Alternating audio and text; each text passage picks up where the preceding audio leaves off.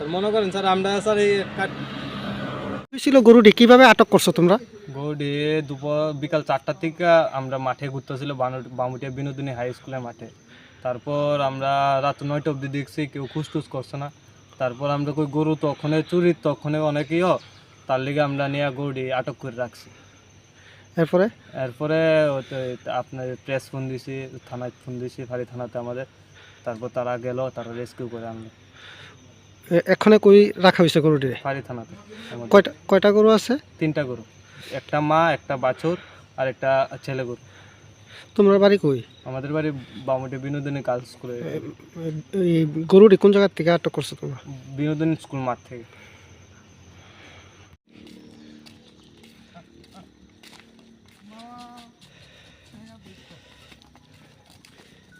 এইদিকে যা।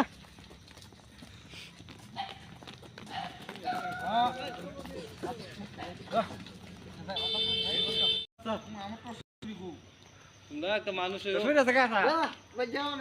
ভাই যা এই